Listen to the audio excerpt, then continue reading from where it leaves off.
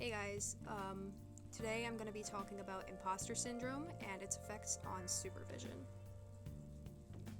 So, what is imposter syndrome? Imposter syndrome is a feeling of self doubt in one's true competence, which is accompanied by a fear that others will discover this inadequacy. It's basically feeling that you aren't good enough and worrying that bad things will happen if people find out. It's commonly used to refer to white-collar work and school-related anxieties. The term imposter phenomenon was coined in 1978. So who experiences imposter syndrome? Usually it's people in high-pressure environments and intellectual environments, especially medical environments. It's kind of like the more high pressure it is and the more knowledge you need to succeed, the more likely you are to have imposter syndrome. It mostly affects intelligent and successful people, people suffering from burnout, people who fear failure or success, people with low self-esteem or anxiety, and it's twice as common in women than in men. And people in marginalized groups are also more likely to have imposter syndrome because they feel like they need to outperform their majority peers in order to be seen as equal. So there are many different elements of imposter syndrome. One of the biggest ones is perfectionism. This contributes a lot to the feeling of not being good enough. You're never good enough. In order to feel like they've done enough, people will fall into this cycle of over-preparing or procrastination. So basically they put a lot of intense effort into one project, but after they complete their goal, even if they're successful, those feelings of success don't really last for that long. Then when they're praised for their work, they don't feel like they've earned it.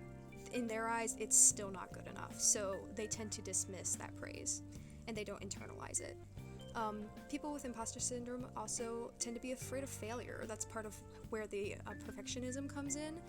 They want to perform as best as they can out of that fear of failure. But they also fear success, which was surprising to me, because success sometimes means change, and change can be really scary. Sometimes they engage in superheroism, which is taking on more than what's possible because they don't want to disappoint others. If they disappoint others, others might find out that they're not good enough, and so on. They also tend to compare themselves to other people, thinking that they're not as good as their peers. Imposter syndrome has a lot of negative impacts on people. People tend to overwork themselves, whether that's constant preparation to avoid failure or the crunch that is brought on by procrastination. People feel like they have to work harder than other people to achieve the same outcome, and they might intentionally self-sabotage themselves to avoid success because they're afraid of that change, or they don't want to admit to themselves that maybe they aren't as good as they, are refusing to admit.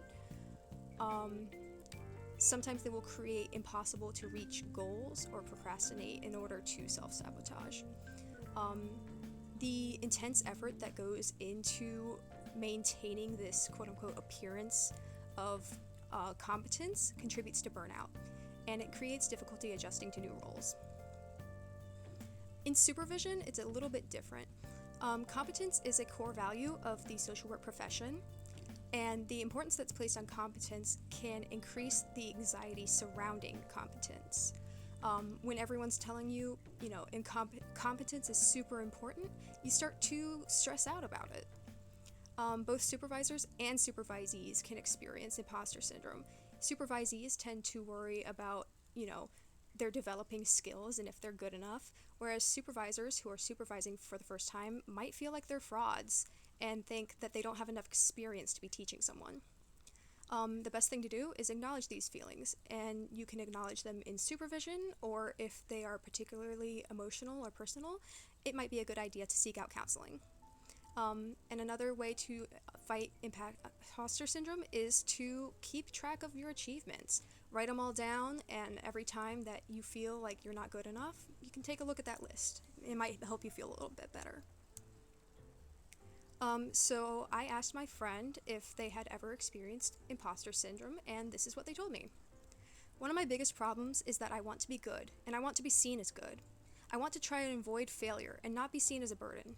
This is only amplified when I'm doing something that I care about. However, I'm a perfectionist with big ambitions, and sometimes I don't know how. A big example for me is that when I talk about field class, I care so much about helping my clients, but I'm progressing so slowly, and I feel like what I do isn't good enough compared to those around me. I know not to compare myself to others, only to compare myself to the person I was yesterday, but it's so easy to look at what other people are doing and believe that I'm not on the same level. I remember looking at what my classmates were doing during midterms and being amazed. I remember thinking how effective a classmate's intervention would be, or how insightful a friend's assessment was. However, I was behind. I couldn't figure out how to even start. I felt like I didn't belong in the program and that I was going to constantly feel behind. It was uncomfortable and really frustrating because I wanted to make a difference for someone that I could be proud of. In that moment, I wasn't sure that I could do it. I didn't feel like I could be a good social worker, and I was scared of what my future held. So, if this was my supervisee and they told all of this to me, what I would do is I would validate their feelings and normalize them. I would tell them it's super normal to feel anxious, and the fact that you're worrying about that you might be behind shows that you care about your work, and that's really good. It's important to want to be competent and to strive for that. You're still in the process of learning, and it's normal that you would make mistakes. Lots of people compare themselves to others, but you might not realize they might feel the same way as you.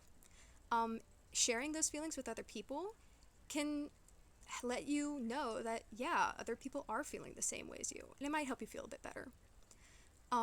If you think that you're really behind and you think that someone's work is a lot better than yours, you can learn from them. Ask them questions. You can do reality checks to help keep anxiety in check. Ask your supervisor how you're doing. Look at your evaluations.